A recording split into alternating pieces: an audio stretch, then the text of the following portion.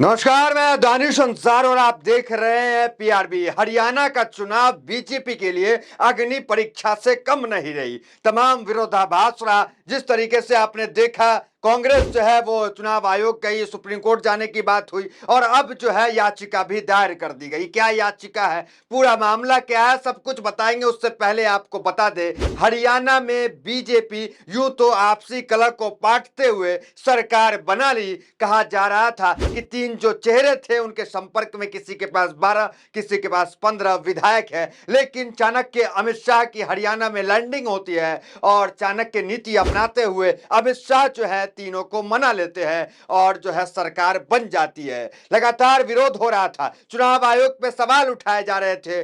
Battery जो 99% थी उसको लेकर के सवाल, और 20 जो सीट है उस पे कांग्रेस दोबारा चुनाव करने की मांग जो है चुनाव आयोग से रखा। कांग्रेस जो है नायब सैनी की वो वीडियो जो पहले वायरल हो रही थी जिसमें वो कह रहे थे कि हम सारी व्यवस्था कर लिए हैं और हम चुनाव जीत रहे हैं, तमाम विरोधाभास चला। उसके बाद भी शपथ ग्रहण हुआ और सरकार बनाई जा रही है। लेकिन उस बीच बीजेपी की राह अभी आसान दिखती नजर नहीं आ रही है, राह मुश्किल हो गई है। जिस तरीके से आपको बता दें, सीजीआई रिटायर करने वाले हैं। सीजीआई ने कहा है कि एक बड़ा फैसला लेने वाले हैं। क्या बयान सीजीआई का आया है वो बताएंगे। उससे पहले आपको बता दें, सुप्रीम कोर्ट के वरिष्ठ वकील जो है इस मामले में कूदे हुए हैं। याचिका दायर हो गई है और जो है वो कहा जा रहा है कि 20 जो सीट है उस पे चुनाव रद्द कराए जाएंगे। अगर सोचिए, अगर चुनाव रद्द हो जाए 20 सीट पे तो सरकार धराम हो जाएगी, सरकार गिर जाएगी और 20 चुनाव पे फिर से चुनाव होगा। उस नतीजे क्या था उसके बाद डिसाइड किया जाएगा।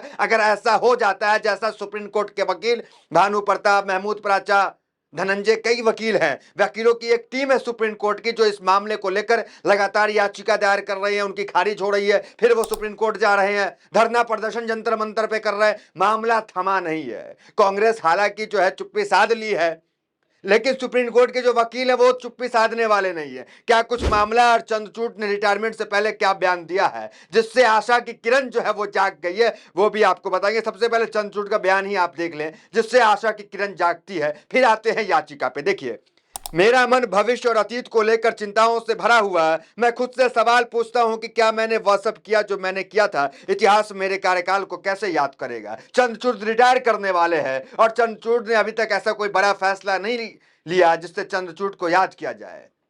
तो चंद्रचूड़ चाहते हैं कि अपने सीजीआई रहते हुए वो ऐसा कोई फैसला ले जिसे उनको याद किया जाए। ऐसा कौन सा फैसला है जो चंद्रचूड़ अब तक नहीं ले पाए और किसके दबाव में नहीं ले पाए, ये सवाल उठते हैं।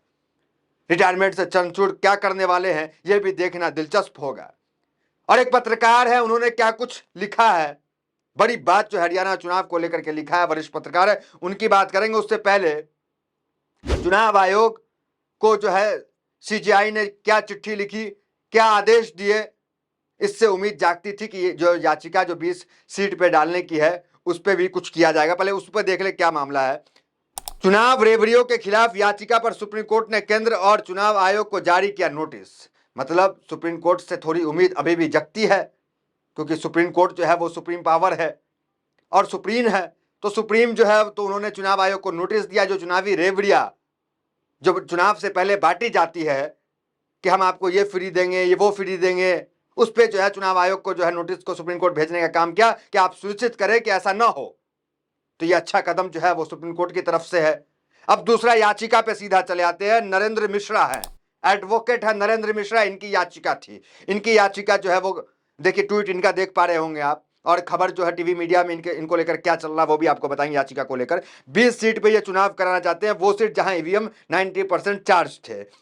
और दूसरा देखिए क्या है खबर, क्या देखिए, हरियाणा की 20 विधानसभा सीटों पर फिर से चुनाव कराने की मांग, एससी में याचिका दायर, आज तक की रिपोर्ट है। दूसरा देखिए भास्कर की, हरियाणा की 20 सीटों का मामला सुप्रीम कोर्ट पहुंचा, याचिकाकर्ता ने दोबारा वोटिंग की मांग की। हालांकि इस याचिका पे सुप्रीम कोर्ट ने जो है याचिका को खारिज कर दी है। सुप्रीम कोर्ट ने यह कहा है कि ये जो याचिका है, आप क्या चाहते हैं कि हम जो नायब सैनी जो शपथ ले रहे हैं उनकी शपथ रुकवा दें, आप चाहते हैं सरकार गिरवा दे। तो सुप्रीम कोर्ट ने कोई बड़ा फैसला जो अभी इस याचिका पे नहीं दिया, इस याचिका को खारिज करने का काम किया है। लेकिन हमने आपको कहा कि सुप्रीम कोर्ट के जितने एडवोकेट हैं, चाहे ये मिश्रा जी हो, चाहे भानु प्रताप सिंह हो, चाहे महमूद पराचा हो, वो रुकने का नाम नहीं ले रहे। भानु प्रताप का ट्वीट देखिए आप, उन्होंने जंतर मंतर धरने प्रदर्शन के लिए आह्वान किया था। कल उन्होंने धरना प्रदर्शन किया, पूरे दिन जो है सोशल मीडिया में ये चीजें छाई रही कि सुप्रीम कोर्ट के वकील धरना प्रदर्शन दे रहे हैं। 20 एमएलए जो जीते हुए हैं कांग्रेस इसके बीजेपी को, उसको रद्द करने की मांग कर रहे हैं, फिर से चुनाव की मांग कर रहे हैं। तो ये मांग सुप्रीम कोर्ट के वकील के द्वारा की जा रही है। अब देखिए पत्रकार क्या कह रहे हैं इस मामले पे, कैसे जो है वहां पे जो विधायक रद्द करने की बात जो की जा रही है, सरकार जो है पे जो सवाल उठ रहे हैं वो क्या, देखिए कृष्णाकांत है क्या लिख रहे हैं। क्या हरियाणा का पूरा चुनाव घोटाला है? जब विधानसभा भंग की जाती है या तो राष्ट्रपति शासन लागू होता है या कार्यवाहक मुख्यमंत्री बनाया जाता है। हरियाणा में ऐसा कुछ नहीं हुआ, कोई नोटिफिकेशन पब्लिक डोमेन में नहीं आया, न मीडिया इसके बारे में कुछ मालूम है। हरियाणा की जनता को यह नहीं बताया गया कि चुनाव के दौरान राज्य के संवैधानिक स्थिति क्या है। क्या नायब सिंह सैनी बतौर मुख्यमंत्री काम कर रहे हैं और राज्य की मशीनरी का इस्तेमाल कर रहे हैं? इंदिरा गांधी का चुनाव सिर्फ इसलिए रद्द हुआ था क्योंकि उनके सेक्रेटरी के कार का इस्तेमाल किया था। क्या हरियाणा में सीएम ने चुनाव में राज्य मशीनरी का इस्तेमाल किया? तो इनका ये सवाल है कि चुनाव के वक्त भी जो है नायब सैनी सीएम रहे, क्योंकि कोई मीडिया में इस तरह की चीजें नहीं चली कि वो कार्यवाहक सीएम है या फिर वो जो है वहां राष्ट्रपति शासन लागू हुआ, इस तरह की कोई खबर नहीं आई। तो ये सवाल या निशान जो है कृष्णा उठा रहे हैं। कृष्णाकांत है, पत्रकार है, वरिष्ठ पत्रकार हैं, वो कह रहे हैं, ये सवाल उठा रहे हैं कि क्या मशीनरी का इस्तेमाल मुख्यमंत्री ने किया? क्योंकि जब इंदिरा गांधी का चुनाव था, इंदिरा गांधी के ड्राइवर ने जो है सरकारी कार इस्तेमाल कर लिया, चुनाव रद्द हो गया था, इस तरह की बात इन्होंने यहाँ पे कही है। तो उसको लेकर के सवाल यहाँ पे ये उठ रहे हैं। अब देखिए तो चुनाव जो है यूपी में है, तो यूपी चुनाव को लेकर ब्रेकिंग न्यूज क्या आ रही है। पहले भी आरोप बीजेपी में लगे थे कि बीजेपी जो है कोई भी प्रेस कॉन्फ्रेंस चुनाव आयोग करता है, बीजेपी को पहले पता हो जाता है कि हाँ यहाँ कहाँ की चुनाव जो है किस तारीख को होने वाला है। देखिए क्या ब्रेकिंग न्यूज है। यूपी में उपचुनाव एक हफ्ते टालने के लिए चुनाव आयोग पहुंची बीजेपी। तो बीजेपी जो है वो चुनाव आयोग पहुंची। अब आपको दिखाते हैं, सुनवाते हैं वीडियोज किनके, पत्रकार माफ कीजिएगा महमूद पराचा की वीडियोज आप देखें, किस तरह से वो जो मामले में 1 इंच पीछे हटने को तैयार नहीं है, वो वीडियो देखें। फर्स्ट लेवल ऑफ चेकिंग से, जब ये मशीनों की फर्स्ट लेवल ऑफ चेकिंग होती है, मॉक पोलिंग होती है चुनाव से 3-4 महीने से पहले, उस दिन से लेके और काउंटिंग के दिन तक और उसके बाद भी कभी भी इसमें हेराफेरी हो सकती है। एक सिर्फ कॉन्स्टिट्यूएंसी चुनाव आयोग बता दे कि जिसमें उन्होंने कानून का पालन किया, वीडियोग्राफी में दिखा दे, मैं हाथ जोड़ के पूरे देश से माफी मांगूंगा, वरना मोदी जी माफी मांगे, वरना चुनाव आयोग माफी मांगे। भगत सिंह ने क्या ये सोचा था कि उसका अंजाम क्या होगा? अशफाकुल्ला खान ने ये सोचा था? तो हम लोग सोचने वाले नहीं है। जब देश की बात आ जाए तो सोचते नहीं है, सोच रहे हैं हम सिर्फ इसलिए कि किस प्रकार से इन मशीनों को रोक के पेपर बैलेट से चुनाव कराया जाए, उसके अलावा हम सोचते नहीं है ज्यादा। वहीं वकील के साथ अब जो है नेता भी मैदान में कूद गए हैं। महज सिर्फ कांग्रेस ही ईवीएम पे सवाल नहीं उठाया, हमने आपको पहले भी बताया, आंध्र प्रदेश के पूर्व सीएम है, उन्होंने भी इसको ईवीएम पे सवाल उठाया और सुप्रीम कोर्ट के वकील तो सवाल उठा ही रहे हैं। अब देखिए एनसीपी के नेता संजय राउत सांसद हैं, वो क्या कह रहे हैं। देश के करोड़ों लोगों को ईवीएम पे भरोसा नहीं है, इस पर सीजीआई चंचूर क्या किया? चंचूर से सवाल कर रहे हैं और चंचूर रिटायर के करीब है, तो क्या चंचूर कोई बड़ा फैसला लेने वाले हैं?